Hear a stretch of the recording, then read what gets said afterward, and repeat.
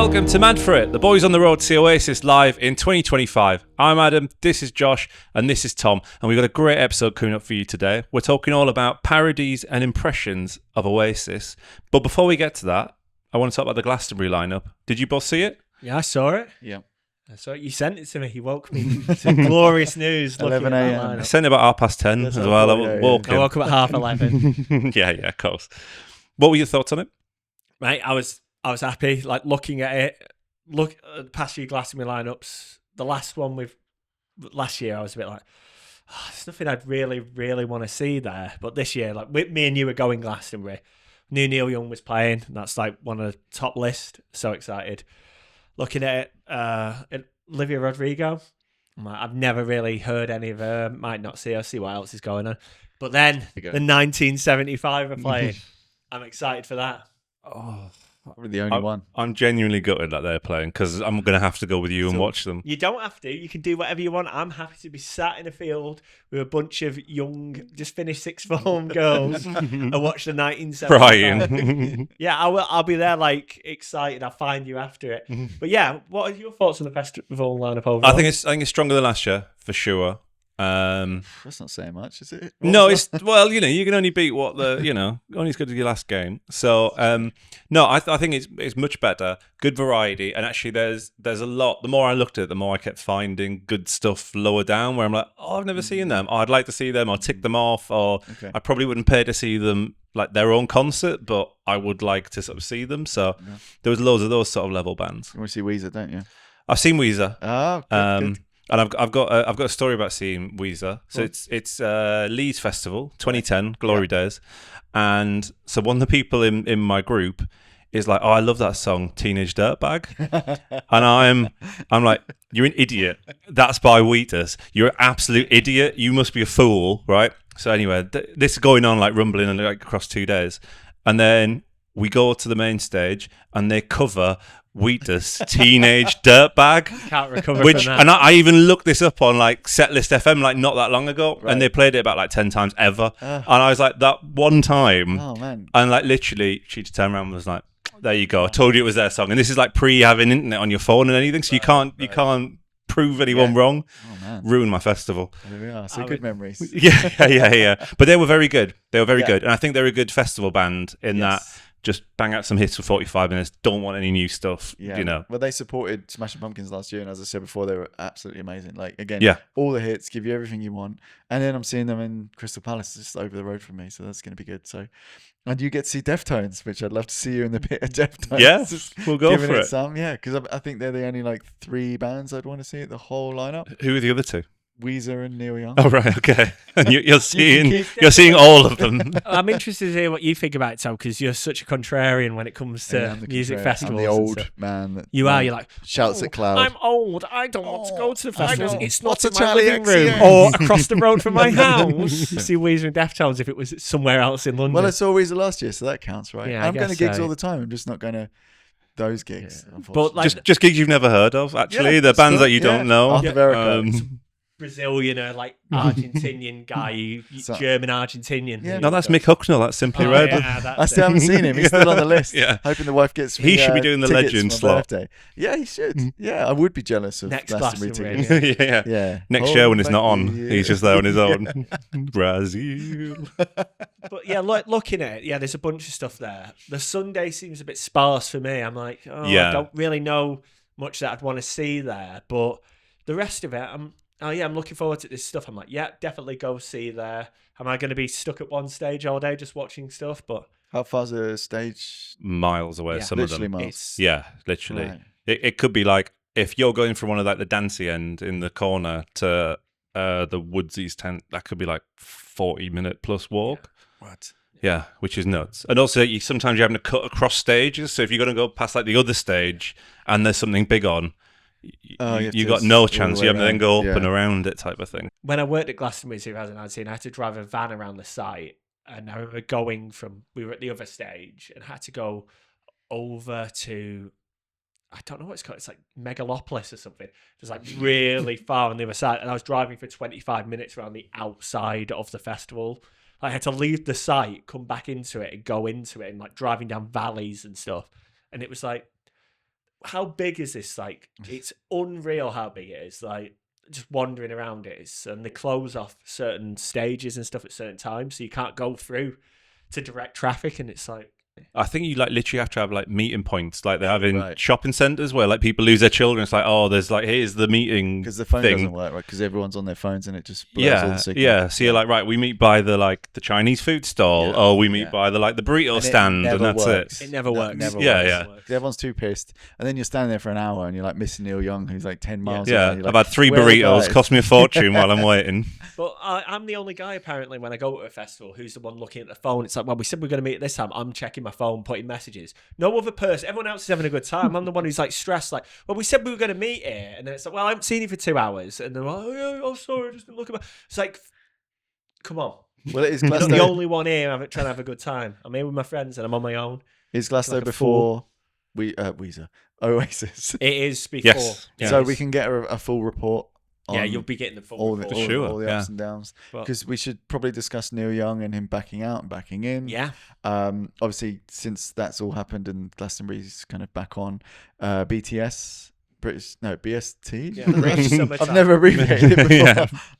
Yeah. So now he's headlining that, which Can you give it the full name, please? The American Express. Oh yeah, the American British Express Summertime. presents British Summertime. Yeah, because I get in trouble for a lot of abbreviations on this show. Apparently, Yeah. can't call the album Shoulders. No, You don't can't call just. the album show. You have to say the whole thing every time you speak about it. So yeah, that's kind of interesting. That Glastonbury, okay, it's a bit corporate. I'm going to pull out. Okay, fair enough. And then to do a solely corporate thing, which is like the singular, The like it's most got corporate. Amex in the title. The AEBST. Yeah, as it's everyone weird. calls it. It's weird. Like he kind of stood with Joni Mitchell, another fellow Canadian, when they both pulled their music off Spotify for like, what was that, like a year, 2 years, something? He railed against Ticketmaster in the 90s Oh, there we are. and took his stuff off Ticketmaster and was trying to do independent gigs outside of the system. I mean, he's a corporate shell now. Yeah, he sold his own music to an oil company. Yeah, he did. He did that. Yeah, if you look into just it. so we can although I did see an interview where he's like, well, now I can just do what I want to do in life. And it's like, fair enough. Like, just you can be rock and roll to a point. That's what we've learned, especially with Oasis as well. It's like, we're going to do 2 albums that are really good. And then the 3rd album, we're just going to make music for banks. Like Stand By Me is just like a Lloyd's TSB advert music. So people will give up their morals and principles. I don't mind people having no morals, but don't get on such a high horse all the time about like how moralistic you are and how much you hate these things, and then end up playing a credit card company. Well, he's going to play in the Rockin' in park. the Free World. Yeah. About, what What, you got your £9 Peroni? Yeah, to everybody in the Golden Circle who was an American Express card owner. Like, yeah. Well, I've got tickets because obviously when I heard he was playing Glastonbury and I didn't have tickets to that, which I would have got a Glastonbury ticket solely for Neil Young. Yeah. I was just green with Jealous Rage for like the first month that was out before the British Summertime thing. So I'm glad I'm going to tick him off the list. Obviously, I'm a big collector of old and just old, not even old and new anymore. Like, yeah. Are you seeing him after is it after his Glastonbury performance? That's a great question. British it is, Summertime yeah. one. It is. It's in July. Will you watch it on the telly, or will you save it for when you're there in person? Oh, watch Glastonbury on the watch Neil Young at Glastonbury on like BBC. It depends because BBC One or something. it's got such a massive catalogue that will he do the same set? Will he just going to do a safe like, oh, this is the set that I travel with, like some bands do, or will he break it up every night? I don't know. I wonder which. I imagine the one where it's just him will be a bit more expressive. I think British Summertime might be a bit more jams and solos and like American expressive. yeah. But we'll have to see. Because he's with a new band. It's not. We said Wild Stallions. It was, Crazy Horse. Crazy Horse. That's it. And obviously, I think those are my 2 favorite albums. It's like his 79 period, 78 period. Really great stuff. And now he's with the Chrome Hearts, which I think he's just traded like a bunch of old dudes for a bunch of younger dudes. Yeah. And there's a song which I'd love to show you guys if we can like, maybe somehow edit the whole showing you a video and then reacting to it. But I think he's got really, really, really mixed up at a really terrible time to get mixed up about patriotism. Obviously, he's Canadian, just to remind you. He's made a video where, I can't remember what the hook of the song is. It's the name of the song. And it's a very simple, bold song. But the video, everyone's waving an American flag. You can't ignore the fact that it's plastered everywhere. And I was watching this thing, and I'll have to flash up what the name of the song is. And like, once you've heard it, it'll stick with you. But I was like, oh my God, is he like pro-right? Is this like the most pro-right thing of all time, and I just didn't know, and he's just a Canadian that's chosen the Trump side or whatever. Like, we don't have to get into the politics, obviously. And I'm watching this thing, and I'm like, oh my God, what am I going to do about this? And then I looked it up, and I had to really dig into the website about the press release of the song. And apparently he's got like, if you're on the right, you're an American, but if you see justice and love and the leftists, you're a patriot. And he made that distinction himself. That doesn't come from anywhere. So now he's made a song for patriots, which can just be read as, it's just like flag waving for anyone. And it's changed the definition of patriot to what it is in the current culture. Yeah. So to just put it on, just put the video on, you're like, oh, this is just like the most right-wing thing of all time. He's Canadian though. So he's going to be playing that at British Summertime with a bunch of bankers who are just, Neil Young, I think my dad used to listen to him, and then it's just going to be this flag waving thing, and you'd be like, oh my God, like, what are we watching? Is this okay? What if it's all a ruse and and that's why he's doing these sellout gigs to raise money for the Canadian army to fight off the Americans for the annex? Yeah, it's a double bluff. Yeah. Mad for Politics podcast, getting into all the deep issues here. It's interesting with Glastonbury, to go back to that Charlie XCX is playing. I can't work out. I think she's headlining the other stage at the same time as Neil Young. Yeah. So it's going to be... It was Brat Summer last year. Will Brat Summer continue this year? Like, she's like massive at the minute and very culturally the it girl. And he's literally the opposite. He's in every way. So it's going to be culturally irrelevant. Would you rather see Neil Young or Charlie XCX? I've seen Charlie XCX. Yeah, so but you haven't seen Brat Summer? No, I haven't seen Brat Summer, but she was also not very good live. She was playing all the stuff that I don't really like. She's going to play Brat Summer this year. Yeah, she should have been the headliner of the Pyramid Stage, I think. Last year? This year. No, over Olivia Rodrigo. Oh, the 1975. But she's not bigger than Olivia, but she is British, which usually gives you like a leg up in the headline slot. Yeah. And she definitely is bigger than 1975. Yeah. The world's lamest band. I guess she is. Yeah, she is. I don't like that, but she is bigger than them. Yeah. But I feel like I'm not going to see her. I'll see the youngster. Give him a go. 1975 is going to be amazing. It's going to be so good. It'll be nice to be out there. It'll be sunny all day, hopefully, unless it pisses it down. Then they can see Matty Healy out there. They just released, I think they're doing something for Record Store Day, basically the tour that I went and saw them on, which was a continuation of the tour that they put the live album that was my top album of the year. Oh, we know that, yeah. They released that tour from their Manchester show as like a live thing. So I listened to that the other day when I was driving. And it sounds so lackluster, the whole performance. Like the 1975, really lackluster. No, right, let's calm down, guys. Let's chill. Also, as if they've done a live album and then done another live album the same. Who are they? Peter Kay, just churning out the same DVD every year, just in a different place. It has very similar things. There's different songs on it, but like literally him singing it sounds like it's like, I can't wait for this tour to be over so we can be done with this. It's like we've been doing this for 2 years. The enthusiasm of the first one, is nowhere to be found in the second one, which is quite funny. Well, you're our resident experts, you know. So that means this year are they going to play all new material, or is this the final nail in the coffin of that? I mean, not that I even care really. I don't know. Just play the same thing you played when I saw them last time. I loved it. It's the last two albums are great. Just play Sweet Like Chocolate. I'll be happy. But yeah, I think that's about it, isn't it, for Glastonbury? We're excited. I've got my sleeping bag. I've got my floor mat. I need to get a tent. Yeah, that's an important thing. And that's it. And then you don't need wellies. Yeah, you need wellies. You don't need wellies. If it goes to shit, then you need. He just takes his shoes off and runs around the muck. I'm the one who dives in the mud. Yeah. No, like wellies just knack your feet up though. Yeah, they do. I had black toenails after doing Reading Festival. That's because you painted them because you're a little goth. Yeah, I was a proper goth. And then blood came out my ear because I'm true goth the following day.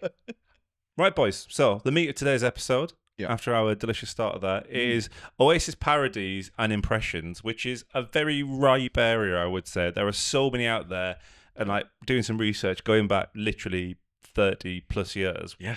But what do you think about how good they actually are? Because my impression is it's very easy to do a bad Oasis impression and it's very hard to do a good one. But does that make it good? If you just know what they're doing, it doesn't have to be the Manchester accent. I mean, it's like the Saturday Night Live thing. Like that was atrocious and unfunny, and it wasn't a Manchester accent. And so us being like, you're way off, mate. It seems like any American doing it just doesn't do a Manchester accent. They just do like a British, plummy British accent. Yeah, and the Australian one we saw was also doing an Irish accent for some reason. Yeah. So it was just like, Manchester must be really hard to grasp from a outside. It just sounds all the same to them, doesn't it? Yeah. It's just like they're like, oh yeah, this English.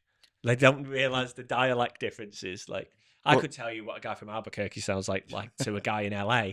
Well, we've got a guy in Iowa that listens to us still, and we've got people in Germany and Berlin as well now. So maybe they recognise your Manchester accent. Here, the Germans. Yeah, and they think you're authentic compared to me, who are just southern. Yeah, very nice. I don't know, it's a Borat, German Borat.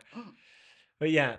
So yeah, what's the first parody you think we should talk about? I guess it has to be the big one. The big British one is the Kevin and Perry one. Yeah. You go and see Oasis? I might have done, who's asking? Oh, me. Oh, yeah, right, sorted, top, mad for it. Were they brilliant?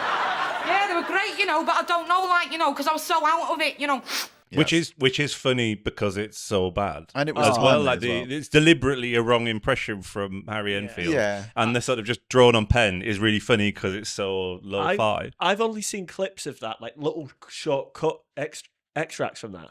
You I've couldn't be never seen bothered the full thing. to watch the full 1 No, minute, 20 seconds. I watched the full one. Like, I was like, this is brutal. Like, this is like, I'm not a big fan of that kind of like era of British comedy kind of thing. And I was like, oh, fucking hell, right, this is brutal. I grew up with that. I remember seeing that when it aired in 96, 97, whenever that was, when I was a little kid. And I can't remember the woman's name now. It sounds really awful to say. Kathy Burke. But I was going to say Carolyn Quentin. But yeah, I think the fact it's gender swapped is funny. The fact that they, they're always the same, and then it's kind of relatable because someone goes away, they find something, and they bring it back. And you're like, oh, this is the new thing, and I'm missing out. And he's trying to be. I think there's a lot of the Yorkshire accent's funny, like and he just can't get it right. But yeah, I think that's the classic one because that to me solidifies like the time itself. Like the culture, and you just can't get away from it, and it's just like, yeah, that was the one. Which of the ones did we see that were good? That might be a shorter list. Than Well, the ones my that were favourite bad. of all time is the Fast Show ones. There's two. Yeah, Thomas Room. Yeah, Mr. Wells. Oh, see, that's my favourite one. Mr. Wells is, I think, and I was listening to this today to do the research. I think that's the best Oasis song since Definitely Maybe. No, Morning Glory.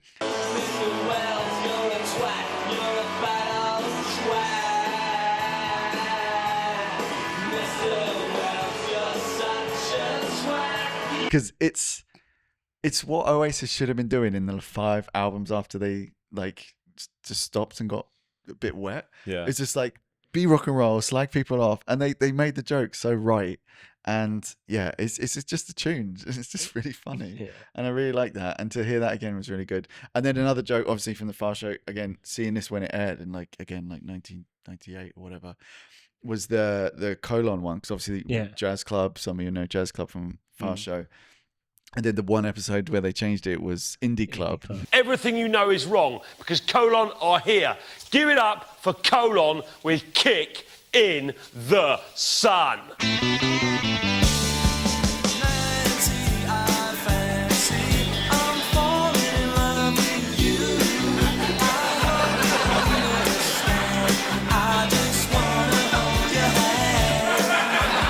And then Simon Day's bigging him up, and it's really hard, and it's going to be so brutal, and you're going to hear this, and it's get ready for this, and then the song plays, and it's like this light 60s thing, and it's like, and that because that's kind of what the Gallagher brothers are absolute hard nuts, and they're getting in fights. And you listen to the music, and it's just it's the Beatles with like grungy I like guitars, that song that Colon do. I like. I actually like the song, and that's again what Oasis should have been continuing to do is like take 60 songs and just put a bit of edge on them. But that's where things change for me. So anything on Mr. Wells, Adam? No, I don't know. I like it. I think it's really good. The ending's Describe amazing. it to me. It's basically the Oasis, the mockery Oasis are sat in an office playing their new song to their manager, their record manager, and the song's about their manager, Mr. Wells, and it's like, you're shit, you're a twat, and it's like it does a thing, and he's like clicking, it's like how you click out of time and stuff, and it's like just really pointing at him, and then he finishes at the end, and he stops, and he goes, "That's the single."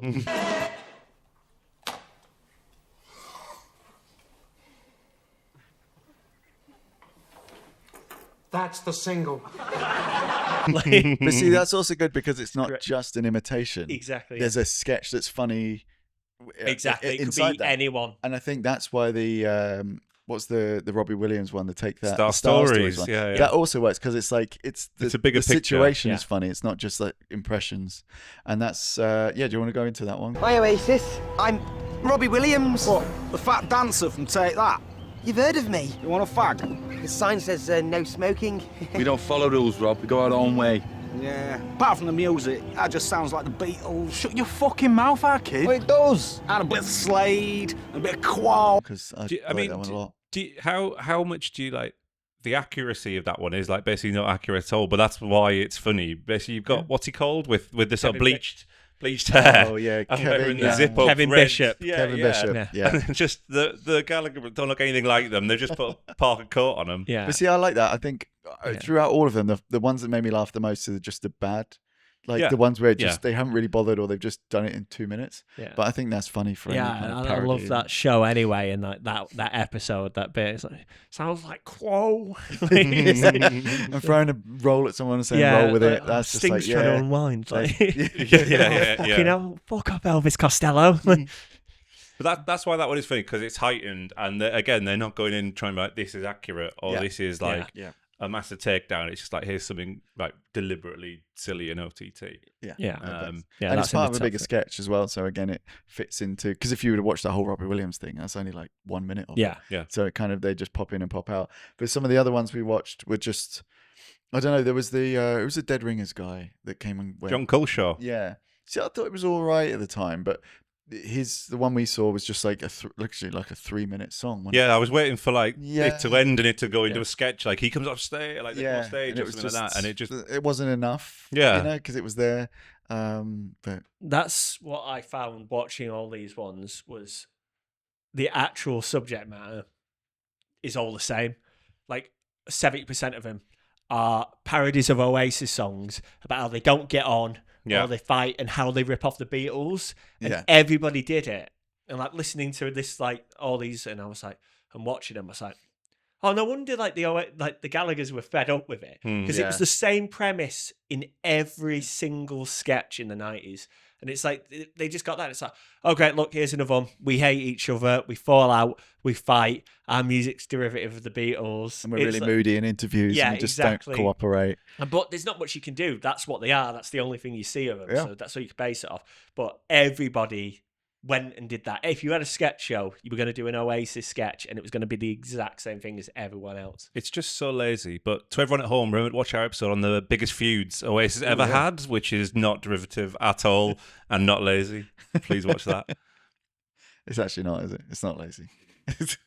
We work hard. Yeah, we do work hard. We graft. Do you think they're worse when they're non-UK sketches and parodies? Because they're like, I think there's an Australian one that I've seen, and I don't know what show it's from. It looks pretty old, but I'm like, oh, this is not funny, and it's just bad in every way. Are there other people in the band? Of course there are, you stupid git. You know, there's that guy, what's his name, sits up the back hitting things. I thought that was me. No, you stand up the front hitting things. Oh, right, sorry. Well, think nothing of it. You're too kind. It's like, why isn't...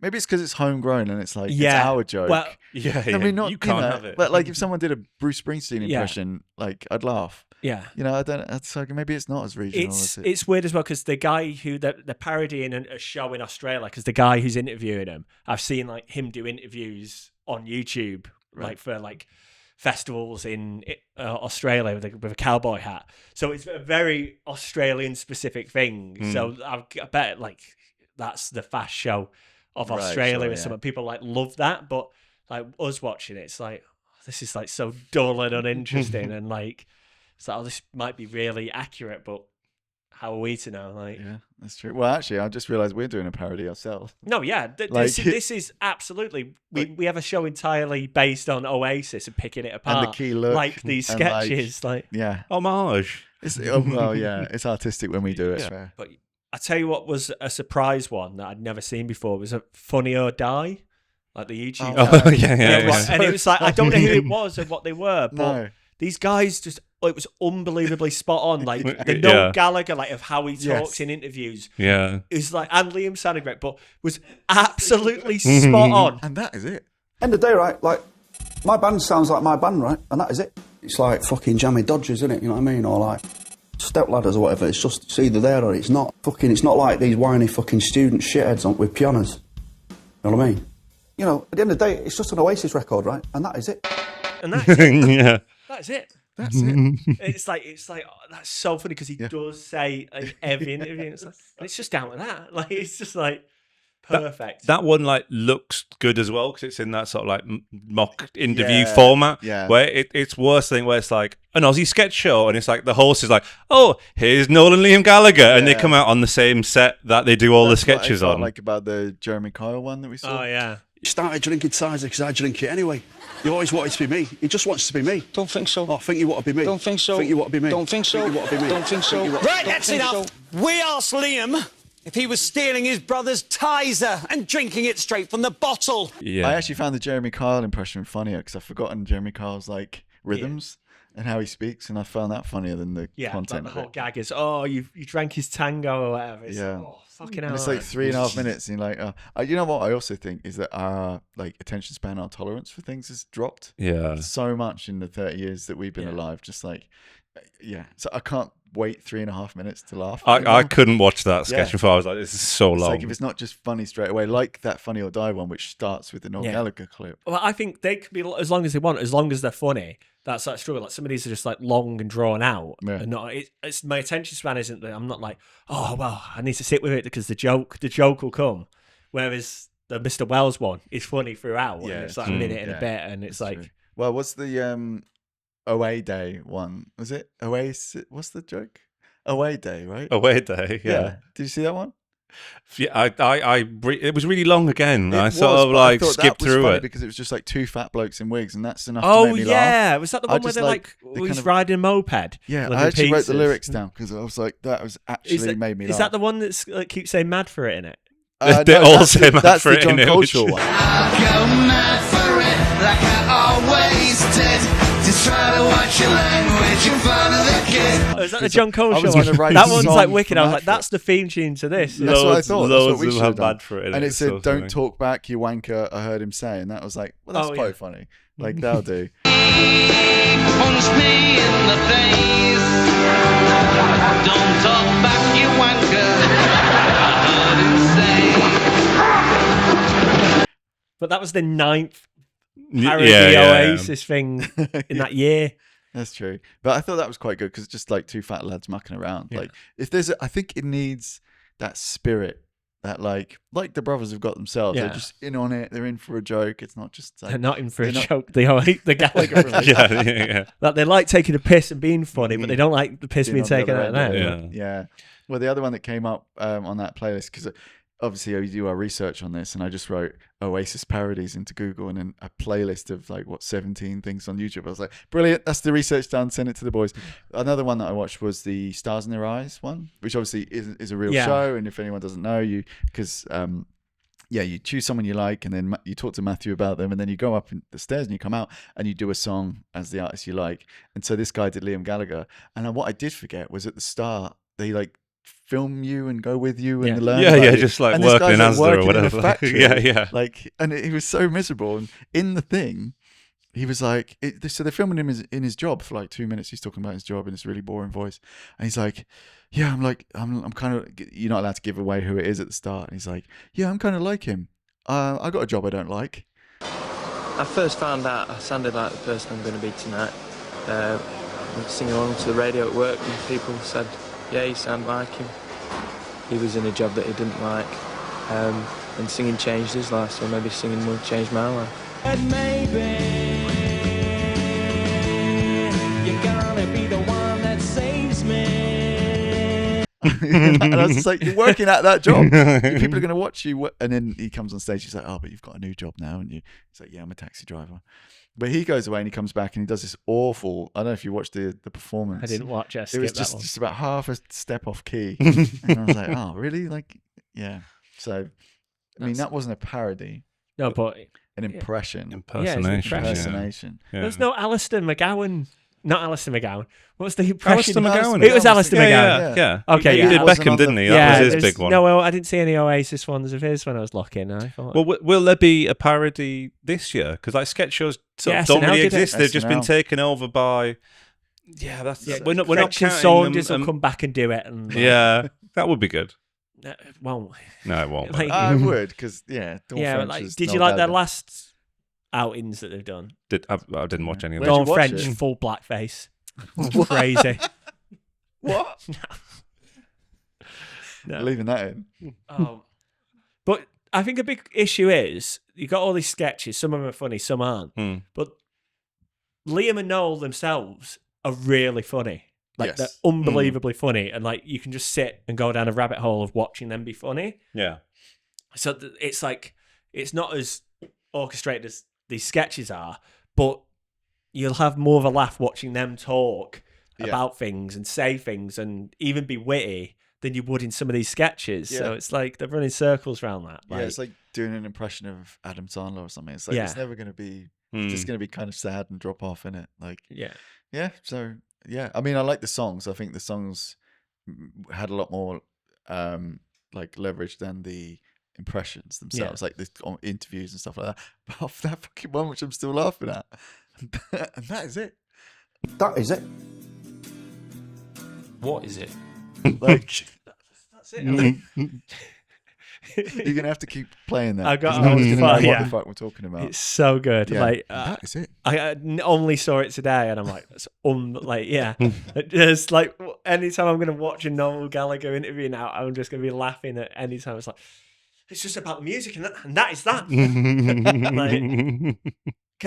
Can you do a Liam and Noel impression? Please don't. Please go don't. on, give it a go. Well, you guys come first because it's going to be yours. It's going to be the best. Adam's higher up than you, but he's got a regional. Well, we'll go by furthest away from the birthplace of the boys to closest no, to because Manchester. mine would be most embarrassing and just ruin everything and kill the whole vibe of the show. And then I wouldn't even know what to say. I thought about this a lot. I don't. But You had sleepless nights. Yeah, sometimes. You should know what to say. You do a podcast about Oasis. Yeah, but we don't know anything about Oasis, and that's why we're here, and that's why people online hate us for it. Right, I'll kick it off then. Just do his normal voice. Yeah, yeah, you're right. You're right, our kid. It's like, would Jesus Christ be called a pervert? I see, I can't do it. Would Jesus Christ be? He's Brian Potter. Would Jesus Christ be called a pervert if he showed up with a packet of crisps on his head? Crisp packet on his head. Who knows? It's like, would Jesus Christ been a fucking pervert if he had a crisp packet on his head? No one knows, did he? Something like that. See, this is what I feared for like 22 episodes: is you guys turning to me and say, "Do an impression," because it's not going to happen. It's clearly harder than it looks as well.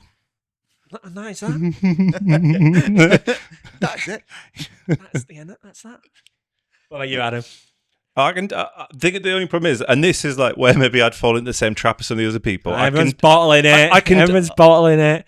I can do like Genetic Manchester, like you know, like Liam, like I love playing Wembley, even though I bloody hated all that. But that's just generic Manchester, man, isn't it? Apart from this guy, keep mad for it. It's a bit Scouser. Yeah. See, I'll fall into a Scouse thing or a Liverpool thing or a Geordie thing. It's not going to happen. Do the impression. Feed me a line. Which brother am I doing? There you go. You take a pick from any page. I'll do Ian Robinson's voice. Is he tough area F man from Portsmouth? Yeah, probably. Yeah.